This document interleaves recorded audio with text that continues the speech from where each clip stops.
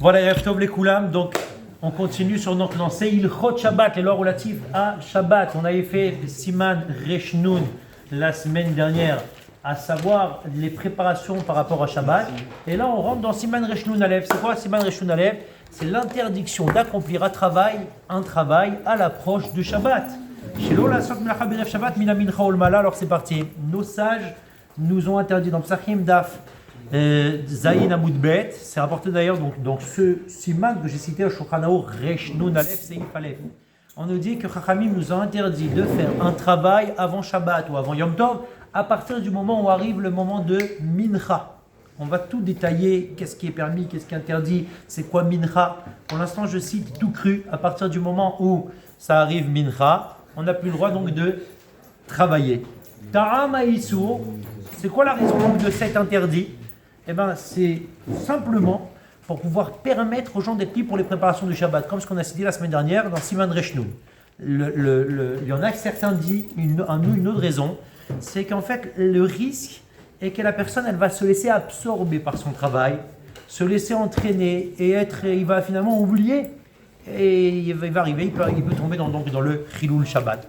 Concrètement, en pratique, même quelqu'un qui a chez lui à la maison des gens qui préparent pour lui, il a sa femme, ses enfants, il a quelqu'un qui travaille toute la journée là-bas, quand bien même ce Issour de Asiyat Melacha, qui est cette interdiction de ne pas s'adonner à un travail avant Shabbat, il persiste, il est pour tout le monde, parce que l'Ochilkou Chachamim, ils n'ont pas fait donc une différence, même que ce soit par rapport à la première raison qu'on a citée. Chachamim ont interdit justement donc, qu'on fait un travail Erev Shabbat, à la veille de Shabbat ou de Yom Tov, après Mincha, et si quelqu'un il le fait, Enoro et Siman Bracha, il ne va pas voir donc de bénédiction de ce travail spécifiquement qu'il a fait, le Olam, tout le temps. Et c'est quoi la définition de ça? C'est que même s'il a un profit financier de ce travail qu'il vient de faire, eh ben, en fait, ce même profit, il va perdre dans l'équivalent. Dans l'équivalent, il va perdre de ce même travail. Donc quelqu'un qui fait un travail, quelque part on vient, on le réprime, on lui dit de s'arrêter, donc de travailler, mais le Beddin n'a aucunement le droit de le faire un aonesh, c'est-à-dire une punition, le sanctionner, ou une excommunication, c'est-à-dire que Menadinoto, ils n'ont pas le droit de le mettre en nidouille, contrairement à quelqu'un qui fait un Melacha et rêve Pessar, c'est beaucoup plus ramour, c'est beaucoup plus important après Chatzot. Donc ça c'était en guise d'introduction. Maintenant on va voir, c'est quand les maasé, c'est quel style de travail, est-ce qu'on est concerné, est-ce qu'on n'est pas concerné. Il y a des très bonnes nouvelles pour nous, surtout pour les Sfaradim. Alors c'est parti, jusqu'à quand? D'ailleurs même les Ashkenazim dans le Mishnah Berurah, il dit qu'il y a cette coup-là. Donc c'est quand? C'est à partir de quand que se pose donc cet interdit? On a parlé du mot mincha. C'est quoi mincha? Le moment où on fait mincha. Sur ça, il y a une marque poskim. Est-ce qu'on parle de mincha gdola ou mincha ktana? Je prends ma tablette et je me mets ici, Marseille, voilà, Provence-Alpes, Côte d'Azur. Il y a ici marqué mincha gdola. On est une demi-heure après Chatzot, donc c'est la 6e heure et demie. Ou alors mincha, ça c'est mincha gdola. Mincha ktana, la 9e heure et demie. D'accord, on s'approche du plag. Ça sera donc la marloquette, je cite ici, donc vendredi 5 juin, celui qui arrive maintenant, à titre d'exemple. Hein. Donc Chatzot Hayom, c'est 13h37. D'après le gras, parce qu'il y a plusieurs avis, on expliquera. 14h15, c'est déjà Mincha Gdola. Mincha Ktana, 18h04. Ça, c'est Mincha Ktana. Donc vous avez ici une grosse différence. Comment ça se fait que c'est pas pile une demi-heure? Comment ça se fait que c'est pas pile une demi-heure? Parce qu'en réalité, il faut voir l'heure relative en fonction de la journée du jour. Parce qu'on parle de Shaot Zmaniot. C'est quoi Shaot Zmaniot? C'est que tout dépend. Là, par exemple, en été, les journées sont beaucoup plus longues. Comment on fait? On prend donc de Alot HaShachar jusqu'à Tzet HaKochavim ou du Netz HaChamesh jusqu'à l'Ashkia. C'est deux avis, Magen Avraham et le gras. Comment on fait? On va couper en 12 morceaux la journée et on va couper aussi en 12 morceaux la nuit. Vous comprenez bien qu'en hiver, ça sera des journées beaucoup plus longues. Plus court. En hiver. En hiver, pardon, des journées beaucoup plus courtes. En été, je pensais à l'été, c'est des journées donc beaucoup plus longues. Donc là, je regarde ici, heure relative en fonction de la durée du jour. Là, on est donc le vendredi 5 juin, 1h16. 1h16, c'est 1 heure de la montre. C'est 1 heure de Sha'az Maniot. D'après le Magen Avraham, 1h28. D'accord? Donc vous comprenez que c'est par rapport à ça qu'on cite. Donc qu'est-ce qu'on fait les marassés concrètement? Est-ce qu'on fait mincha gdola ou mincha ktana? La bonne nouvelle, c'est que Shulchan Aruch, on a une règle d'or dans le Shulchan Aruch. Quand il y a stam veyesh, ça veut dire qu'il cite 100 personnes, après il dit yesh omrim, certains disent on va d'après le premier. Mais quand on dit yesh veyesh, yesh omrim et yesh omrim, certains disent, la règle d'or est ce qu'on va d'après les derniers. Qu'est-ce qu'il dit Shulchan Aruch? Yesh mefarshim mincha gdola, veyesh mefarshim mincha ktana. Ça veut dire que le deuxième yesh mefarshim, celui qui est à la fin, c'est le mincha ktana. D'accord? Donc ça, c'est quelque chose qu'on enregistre en pratique. Même donc ceux qui le font depuis mincha gdola, bien entendu, ils auront à voir la bracha, ils ont la bracha qui se dépose dans eux, dans leur foyer. On voit beaucoup de gdoléadors, des grands de toutes les générations qui s'arrêtaient depuis Chatzot à Yom quand on en a la possibilité. On va détailler tout ça. Cependant, celui qui est sommaire sur ce deuxième avis et que de toute façon la halakha est comme ça d'après Shulchan Aruch, Mekel Oifsi Didi Mishabura, quelqu'un qui est Mekel, ça veut dire qui est permissif et qui va d'après ce qu'on a dit ce vendredi 18h et quelques, 18h04, aucun problème, il n'aura pas du tout, il ne rentre pas dans la catégorie qui ne verra pas de siman bracha de cette melacha. Il n'y a aucun problème par rapport à ça. Donc ce chishou va le calcul des heures, comme ce qu'on a dit, shaot zmaniot, et c'est proportionnel donc à la journée, donc comme ce qu'on a expliqué. Maintenant la question est de savoir, donc je vais aborder la question quelle sorte de melacha. Mais juste avant, on ouvre une petite parenthèse. Si quelqu'un a un employé, il a 2 employés, donc c'est un non-juif pour un juif, qui fait le melacha pour un juif. Est-ce qu'il y a un problème par rapport à ça? Il n'y a aucun problème. Il aura tout à fait le droit de travailler, mais il y a une condition à respecter. C'est-à-dire qu'il peut travailler, attention, jusqu'à Knissat Shabbat, jusqu'à l'entrée et l'allumage des bougies, un employé non-juif peut travailler pour moi. C'est quoi la condition à respecter? C'est qu'il ne peut pas laisser des déchets. Il ne peut pas laisser du désordre. Par exemple, il y a un chantier, il y a des employés qui travaillent pour moi dans ce chantier, ils peuvent aller jusqu'à de la catérote sans aucun problème, mais s'ils te laissent derrière des détritus, ils ramassent des gravats, et que toi-même tu vas devoir ramasser, par exemple quand c'est dans ta propre villa et tu dois arranger juste avant l'entrée de Shabbat, ça ce n'est pas possible parce que finalement moi, ça m'impacte le fait que moi et les membres de ma maison, on va s'adonner à ça au lieu de préparer le Shabbat. Comme ça, le pisquet tu vois qui marque ceux qui veulent voir après. Maintenant, quelle sorte de melacha? Ça, c'est très intéressant. Tu me dis qu'on n'a pas le droit donc, de travailler à partir de 18h à peu près, donc mincha ketana. Ça, c'est en été. Hein. En hiver, c'est bien plus tôt, bien avant. Et donc, souvent, on se retrouve confronté à ce genre de problème. C'est quoi la sorte de melacha? Des fois, il y a des tâches légères, des choses qui sont occasionnelles. Il y a ce qui s'appelle derech keva et derech harai. Derech keva, c'est quelque chose de fixe et fréquent. Et derech harai, c'est occasionnel, c'est temporaire. Il nous dit que Chachamim nous ont interdit une melacha que lorsqu'elle est fixe et elle est donc régulière. Mais si elle est occasionnelle, temporaire, sur ça, il n'y aura aucun problème de le faire. Ça veut dire que finalement, tant que la melacha, elle n'a pas un délai qui va durer sur le temps ou un effort excessif, alors ça, il n'y aura aucun problème. Je vais dire depuis maintenant, je comptais le dire après, mais ça s'accorde bien de le dire maintenant. Le Halacha Boura, le Rav David Yosef, il dit j'aimerais avoir une définition plus claire, plus précise. C'est quoi la définition, la Hagdara? J'ai noté en gros ici. Kol melacha shenim shechet zman rav. Tout travail qui va durer long sur le temps, ça veut dire que finalement, tu n'es pas capable de l'arrêter au plein milieu. Tu as lancé quelque chose, tu as besoin de le finir. Donc après, on va parler du business, on va parler des magasins. Lorsqu'on a un magasin, jusqu'à quand on peut aller? En réalité, ça ne va pas rentrer dans ça. Ça s'appelle par Kamatia du Magen Abraham. Je vais tout de suite en parler. Mais auparavant, on a dit que toute melacha qui est occasionnelle, temporaire, il n'y a pas de problème. Donc je donne des exemples. On va donner des exemples concrets. Quelqu'un qui veut écrire une lettre, bon aujourd'hui c'est les WhatsApp, donc il va envoyer un WhatsApp, il doit rédiger un mail, c'est quelque chose qui va lui prendre un petit peu de temps, aucun problème. Parce que c'est des choses qui ne sont pas de manière fixe et régulière, même si c'est un mail où je dois réfléchir comment le rapporter à la société, aucun problème. Il doit faire un travail informatique, ça aussi c'est aucun problème, ça vient de manière occasionnelle. Oui c'est vrai que des fois, alors léger, un travail informatique léger, tu as raison, il faut le préciser. Mais si c'est quelque chose, il doit écrire un code. Un gros travail informatique, c'est énorme. Hein. Tu as raison. Des fois, il y en a qui montent des sites. Voilà. Il se met comme ça et que après Minra Kitana, c'est pas possible. Voilà. Maintenant, on va voir s'il a commencé avant, s'il doit s'arrêter. Un salarié de société, on faisait ça comme un travail fixe. Et si c'est un travail qui est très très prenant et qui va durer dans le temps, comment faire avec celui-là? Juif. Ouais, juif. Parce que tout à l'heure on a parlé d'un non-juif qui travaille pour un juif. Mais un salarié, un poël qui travaille pour quelqu'un, c'est 2-3 questions plus tard. Ça aussi on l'a prévu, ça va venir. Baruch ata Adonai Eloheinu melech haolam she'akol nihya bidbaro. Amen. Pareil, lorsque quelqu'un il va coudre un bouton, d'où il va faire une sorte de petite réparation, toujours donc légère, ça il n'y a aucun problème. Repasser avant Shabbat, des fois c'est une pile de chemise à repasser, aucun problème. Tout ça, ça s'appelle des choses qui sont occasionnelles et temporaires. La même chose, il a un petit jardin. Le petit jardin, il a une sorte de, je sais pas comment ça s'appelle là, ce qu'on met comme ça monte. Un jardinier. Un jardinier. Et il veut l'arroser. C'est quelque chose de privé pour lui, chez lui à la maison. Il n'y aura aucun problème. Toutes sortes de petites réparations de maintenance avant Shabbat, même si on est avant l'allumage des bougies de Shabbat. Sur ça, il n'y aura aucun problème. Et on va même plus loin que ça. Ces travails-là, c'est possible de les faire même si on reçoit un salaire. Parce qu'encore une fois, c'est pas fixe.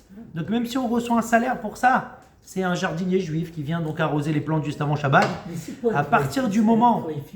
Il a raison, C'est quoi un employé fixe? Si c'est pas son métier principal, Razak. C'est-à-dire que Si c'est un jardinier. Voilà, c'est quoi un employé fixe? Je voudrais savoir ça. Un travail fixe, c'est quelque chose de répétitif, toujours au même moment. Donc c'est fixe et ce qu'on a dit est régulier. D'accord? Donc ça fait partie de ton travail. Tu as raison, pour le jardinier, c'est un mauvais exemple. Si il vient, c'est de toute façon son boulot, il ne doit pas mettre ses horaires juste avant Shabbat. Parce que finalement, c'est son métier principal. Mais comment? Par exemple, j'ai pris les exemples donc de repasser, de faire toutes sortes de choses comme ça, d'écrire, de rédiger un mail, des informatiques. C'est léger, il n'y a pas de problème. Tu parles d'un travail, tu ne parles pas d'une personne qui est passionnée, comme même par exemple, moi j'ai une maison, une villa, je suis passionné par le jardinage, je veux faire mon jardin au maximum, le mieux possible, magnifique et tout. C'est une passion, c'est pas un travail. Et même si je rentre, je ne dis pas que je rentre dans Shabbat, mais je vais aller jusqu'à la limite de Shabbat. Mais pour moi, c'est ma passion. C'est pas un travail. Alors, c'est personnel. Et du moment que c'est personnel, il n'y aura aucun problème. Il n'y aura pas de problème de Enoro et Siman Bracha. Voilà. C'est sûr qu'au niveau Ashkafati, la personne, elle veut se préparer bien avant Shabbat. Tu as raison. Oui, mais il n'y a pas de Issou. Ça la détend. Elle a planté ses petites plantes. Elle est, tu vois, tout, voilà. C'est une passion. Exactement. Voilà. Exactement. Pourtant, et là, on va aller même plus loin. C'est un travail.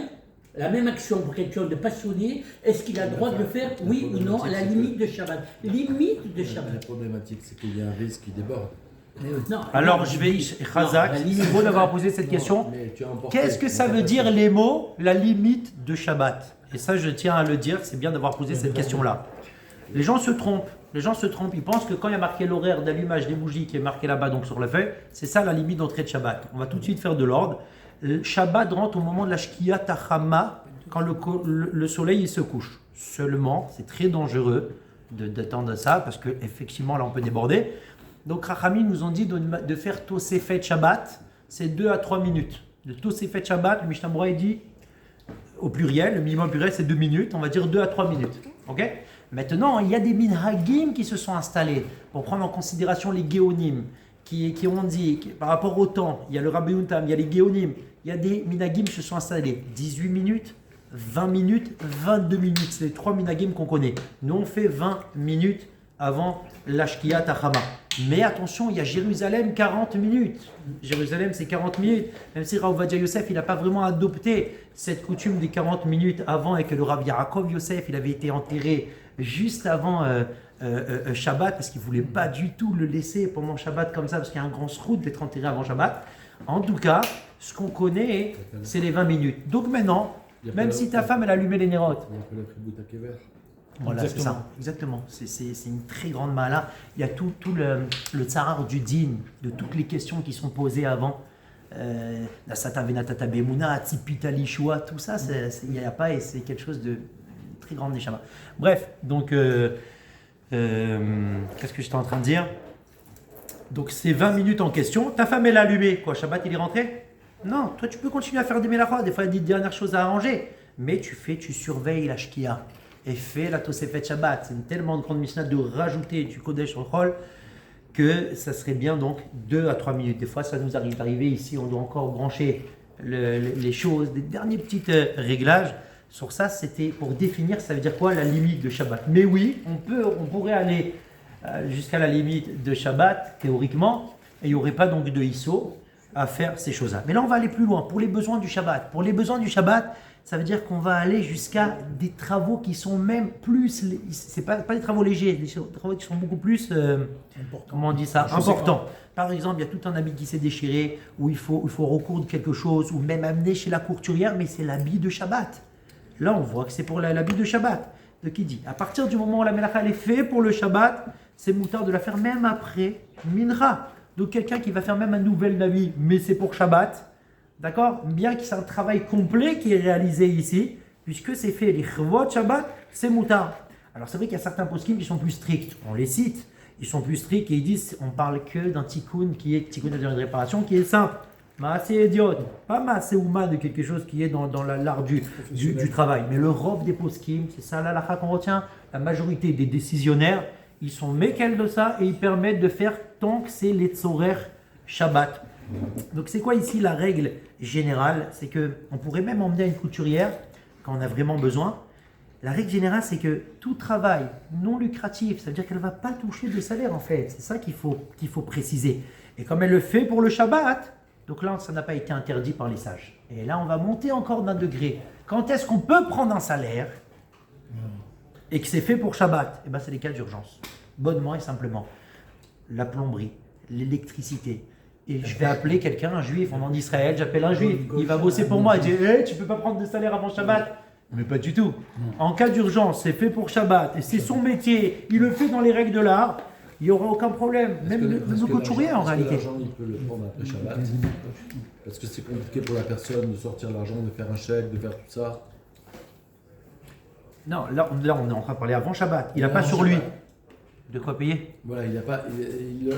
La personne, elle a déjà fait rentrer Shabbat. Maintenant, il y a une urgence. Ouais. Mais la personne qui a demandé, elle a fait rentrer Shabbat pour elle. Elle ne peut pas le payer. C'est comme le même cas avec un médecin. Il ne peut pas le payer. En fait, c'est le principe de Beyomo Titensraro. Beyomo Titensraro, si on peut respecter ce pasouk-là qui dit de donner le salaire le jour même, on lui dit va te servir là-bas dans tel tiroir, etc. Mais non, c'est tout à fait compréhensible. S'il ne peut pas payer juste avant Shabbat, il peut pouvoir payer après Shabbat. Mais en tout cas, tout le truc, c'est est-ce qu'il peut toucher un salaire sur ce laps de temps qu'il a travaillé avant Shabbat? Réponse oui. Donc même un couturier dans l'urgence, plomberie, électricité, et donc on comprend pourquoi on a le droit de laver le sol, on comprend pourquoi on a le droit de faire la vaisselle. Des fois il faut aller faire la plonge et c'est extrêmement fatigant et de faire la vaisselle et tout ça, tout ça on a le droit de faire. Parce qu'encore une fois, Nikar, c'est quoi Nikar? C'est reconnaissable que c'est pour Shabbat, nous dit le Mishnah Berurah, donc il n'y a aucun problème. Mais si ce n'est pas évident d'un aspect extérieur, c'est-à-dire qu'il y a un œil observateur extérieur qui va regarder cette chose-là, mais ce n'est pas forcément évident pour lui que c'est pour Shabbat, là, c'est problématique. C'est-à-dire le cordonnier, le menuisier, le vitrier, tout ça, le garagiste peut-être exactement, le garagiste bien entendu, eh ben, il pourra le faire, mais sans prendre donc de salaire. Est-ce qu'il pour faut mieux autant appeler un goy ou un juif? Pour le même, on a la même compétence des deux côtés. On peut faire gagner un juif? Ah, vous parlez de quoi? Chez eux qui n'est pas reconnaissable ou qui est reconnaissable? Non, c'est-à-dire qu'on est juste avant, il y a un cas d'urgence. Quel cas? Un cas de plomberie, il y a une fuite d'eau, il n'y a plus d'électricité. Vous pouvez faire gagner un juif, s'il peut. D'accord, mais on a le juif. On va quand même lui faire en fait du tsar parce que lui, il va devoir rentrer chez lui, se changer, il doit faire tout ça, c'est compliqué. Oui, mais s'il veut pas, il veut pas. S'il veut gagner de l'argent à ce moment-là, il a le droit de toucher cet argent. C'est ça la seule question à savoir. Est-ce qu'il peut gagner de l'argent sur ce laps de temps ou pas? S'il refuse. Mais il va rentrer lui dans un tsar avant Shabbat. Oui, alors à ce moment-là, ouais. Comment tu Pour fais lui, alors ça va rentrer. Non, en fait, c'est une question qui est délicate parce que je vais vous dire pourquoi. Parce que si la personne elle vit tout seul, vous avez raison. Parce qu'il n'y a personne qui fait pour lui. Donc il est retenu par ça. Parce qu'on avait dit là à la route avant, Razak, vous avez bien retenu de la semaine dernière. S'il n'y a personne qui peut faire pour lui les préparations de Shabbat, donc peut-être vous avez raison, il ne peut pas prendre un travail extérieur à ça. Mais si, le cas qu'on voudrait dire, Razak, il faut le préciser, vous avez raison. S'il a sa femme à la maison ou des membres de sa maison qui peuvent réaliser tout ce laps de temps où il se trouve chez autrui et qui va lui réparer, là, et qu'il n'arrive pas non plus aussi trop en retard. Et qu'il ne déborde pas sur Shabbat, bien entendu. Exactement. Un sofer, quelqu'un qui écrit des chidushim de Torah, tfilin, mezuzot, etc. Est-ce que ça inclut dans ces règles ou c'est pas inclus dans cette règle? Alors attention, là on touche à tzorech mitzvah. Tzorech mitzvah, c'est des melachot qui sont faites pour le besoin d'une mitzvah. Donc on parle d'écrire un sefer Torah, des tefilin mezuzot, de nouer des tzitzit, c'est leur boulot. Il y en a qui vont nouer les tefilin. Si c'est fait gratuitement, moutard. Mais si c'est fait avec du sachar, interdit. Pourquoi c'est interdit? Parce qu'encore une fois, c'est ton boulot. C'est bien beau de faire la carte mitzvah, mais c'est ton boulot. Donc si c'est ton boulot, ça sera interdit de le faire. Après, je parle mincha ktana au moins. Mais attention, on a une exception et ça arrive à Sharir Hamim ici.